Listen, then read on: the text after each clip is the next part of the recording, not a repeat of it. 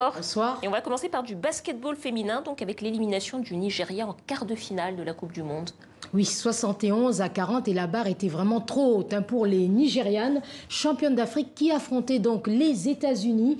Les Nigérianes étaient pourtant en tête à la fin du deuxième quart-temps, mais dès l'entame de la deuxième mi-temps, ils sont littéralement écroulés face à la puissance et à la technique des Américaines, invaincues en compétition depuis 12 ans.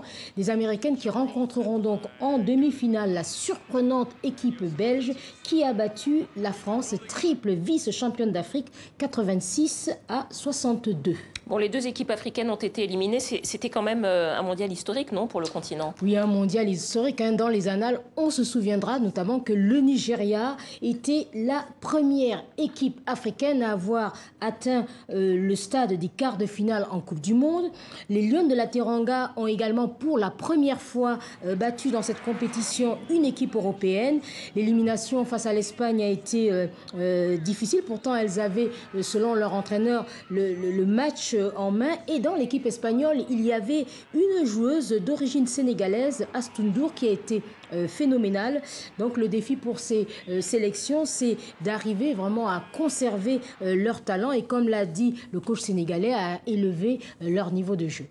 Bon, on a le résultat d'un match qui était juste en train de se jouer, qui vient de tomber, Espagne-Canada. Oui, Espagne-Canada, et c'est l'Espagne qui s'est donc qualifiée, 63-68. Donc le vainqueur de ce match, donc l'Espagne, affrontera l'Australie. L'Australie qui a cet après-midi facilement éliminé la Chine, 83-42.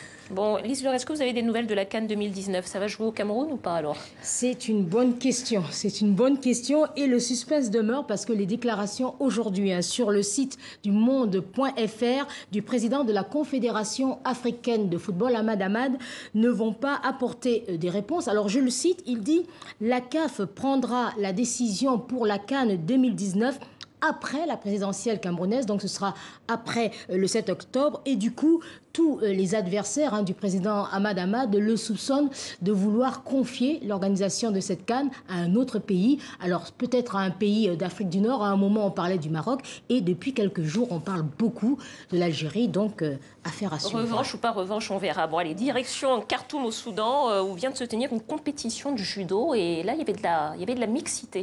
Oui, il y avait de la mixité. C'est vrai que dans un pays où le poids de la religion est important, c'est même un petit exploit. Alors ce tournoi a accueilli 19 hommes et 19 femmes au même moment où se tenaient cette semaine à Bakou en Azerbaïdjan les championnats du monde de judo. Une affiche symbolique sur l'enceinte de ce gymnase de Khartoum pour un tournoi où hommes et femmes vont combattre dans la même salle et partager les mêmes tatamis. De mémoire de jeunes Soudanais, c'est du jamais vu. Et pour cause, seule une centaine de curieux se sont déplacés pour venir découvrir les 38 judokas, notamment les filles qui, dans cette société traditionnelle soudanaise, ont décidé de mettre les préjugés au tapis.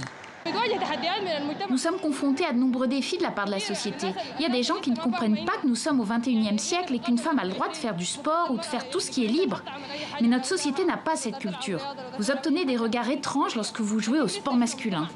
Des regards étranges dont se protègent la plupart des participantes en s'entraînant 3 fois par semaine dans 2 dojos de Khartoum, ouverts uniquement aux femmes. Les frais d'abonnement varient entre 2 et 4 euros mensuels. Depuis 2 ans, le nombre de pratiquantes ne cesse d'augmenter. Nous avons eu des femmes qui sont sorties du mariage, des violences domestiques. Nous avons eu des filles victimes de crimes, mais aussi des filles qui étaient tout simplement curieuses et qui voulaient être en forme. Nous avons beaucoup de filles qui ont perdu du poids depuis qu'elles ont commencé. Perdre du poids, s'émanciper, mais surtout pouvoir se défendre à Khartoum, une ville où le taux de criminalité reste élevé. Merci Lise Laure. Merci. Je vous dis à dimanche. Vous n'êtes pas là demain, mais on vous retrouve dimanche.